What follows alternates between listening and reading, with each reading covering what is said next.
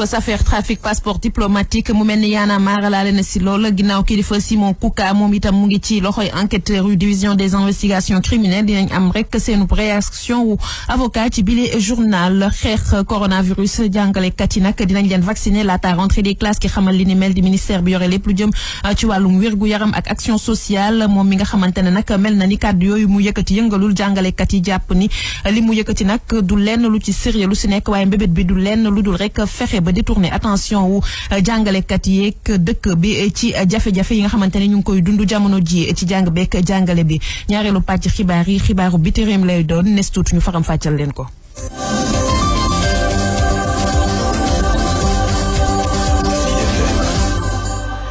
Safietou Bandiaye ci micro bi Cheikh Anta Gaye ci xarale gi rappeur bi di Kilifeu ba fi mu toll nii mu ngi ci loxo waa division des investigations criminelles garde à vue am nag dañ ko mujj prolongé de 48 heures ngir rek gën a mën a enquête activiste bu nga xamante ne dafa bootu ci mouvement Y'en a marre moom nag mujj naa rejoindre ki nga xamante ne moo di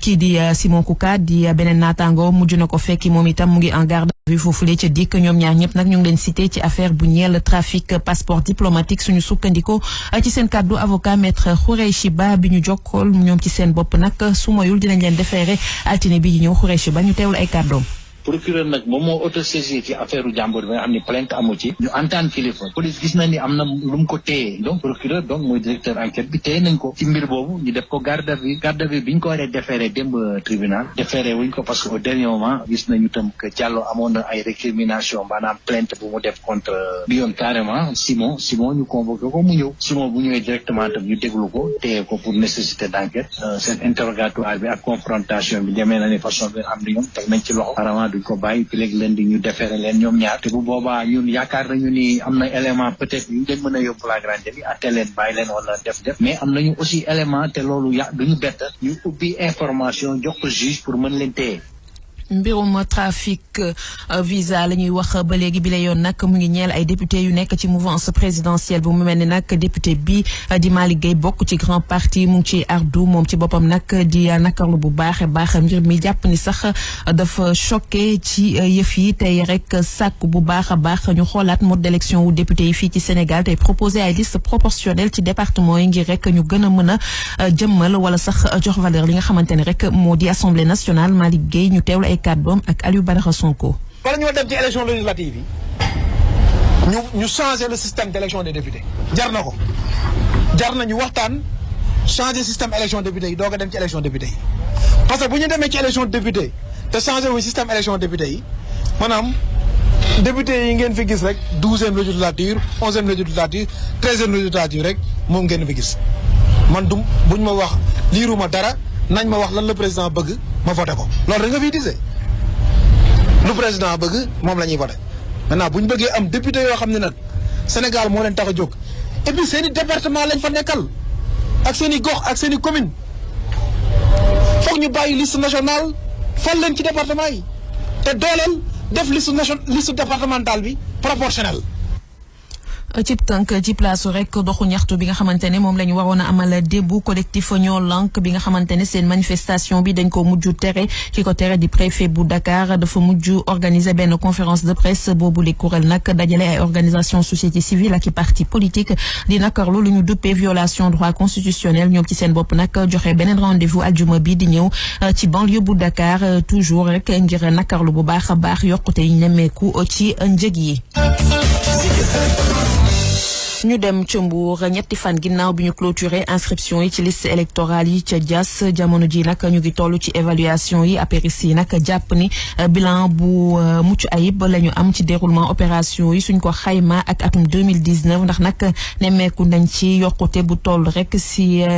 ñaar fukk ak juróom-ñaar boo jëlee téeméer bu nekk ci électorat bu commune bu Diass dinañ ci dellu si ci suñu yeneeni xibaar ñu wax ci wàllum pandémie bi di Covid-19 ay semaine ginnaaw rek contamination bu bëri bu ñu nemmeeku woon mu mel ni nag tendance baa ngi xaw a wàcc bu baax a baax fan yi mujj lu ñu mel sax dafa mel ni ñu ngi koy gën a dëggal saa yu ñuy dem ñetteelu vague bi nag mel na ni jamono ji mu ngi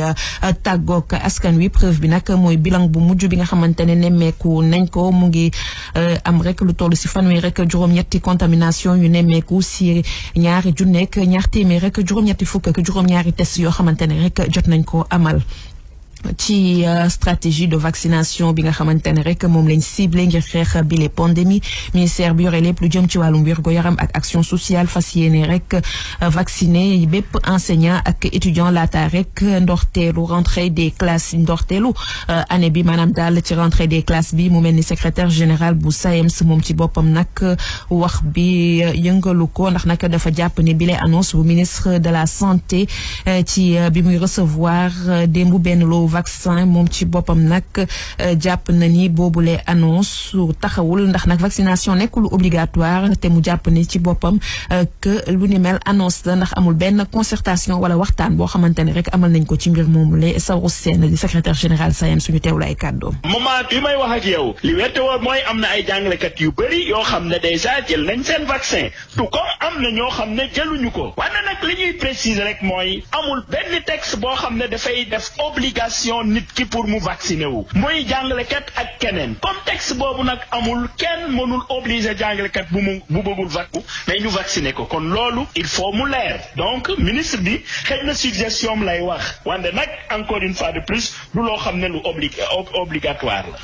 beneen réaction syndicat jàngalekat bi la yoon di bu secrétaire général bu CUSEMS Abdoulaye Ndoye jàpp ni rek lii du lenn du dul rek génne xelu askan wi jamono ci problème wala sax jafe-jafe yu dëgg yi nga xamante ne rek moom la secteur jàng beek jàngale bi di dund rawatina rek matérialisation yenn ci déggoo yoo xamante ne rek amoon nañ ko seen diggante nguur gi te ñoom nag duñu nangu benn yoon boobule diversion ñu teewlu ay kàddoom moom Abdoulaye Ndoye di secrétaire général bu CUSEMS.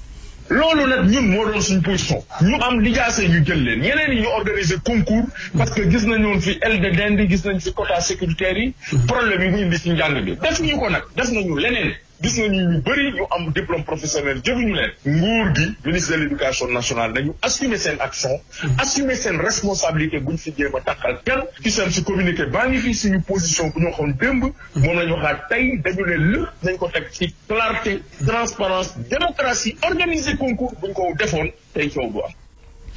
mu mel ni nag élément boobu du bi nga xamante ne rek mu di bu secrétaire général CUSEMS bi doon ardu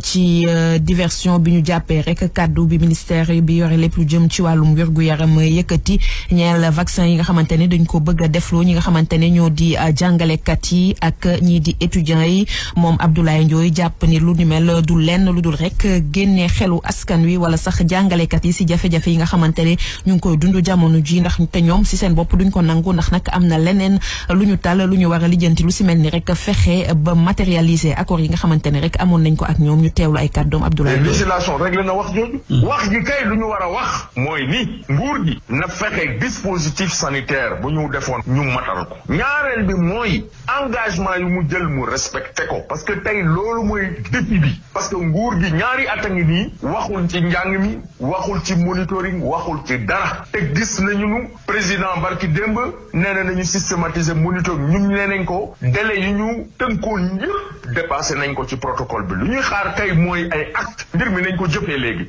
parce que lu ñu war a wax yëpp wax nañ ko. ñu dem ci xibaaru biti réew.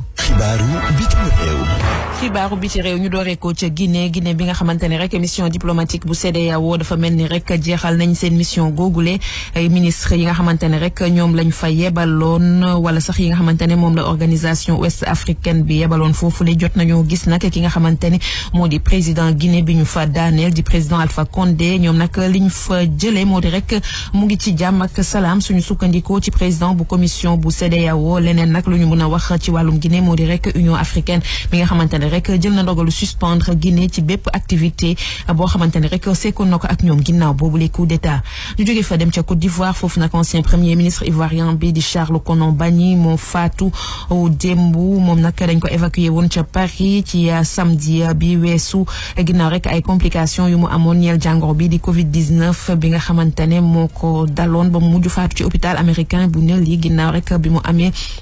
lu toll ci juróom-ñaar fukki at ak juróom-ñett nekkoon na personnage bu am solo loolu wala sax bu central ci scène politique bu Côte d'Ivoire ginnaaw rek nekkoon nag ci ombre bi ci ñetti grand yi nga xamante ne rek jot na leen servir successivement ñu wax ci ñaar ci juróom-benn palestiniens yi nga xamante ne rek dañoo évadé woon ci prison israélienne ci ndorteelu semaine bi mu mel ni nag mujj na leen a capturé démb ci ngoon ci bët gànnaaru réew mi suñu sukkandikoo ci police bi ko fësal ci benn communiqué. yooyu les policiers nag yu nekk ci zone nord jot nañoo capturé bu yàggul dara ñaari prisonniers yooyu di nga xamante ne dañu rëccoon ci ville bu Nazareth suñu sukkandikoo ci police israélienne bi nga xamante ne rek joxewul yeneen i xibaar yu gën a xóot. 8h41 mu mel ni sax élément boobu wala sax xibaaru biti réew yooyu mooy ndax képp xibaar yi Safiatou Ba nekkoon ci micro bi Cheikh Anta Gueye si xarale gi jaa ngeen jëf ñu bàyyi leen ngeen wéy ak programme bu première radio urbaine bu Sénégal Zik FM.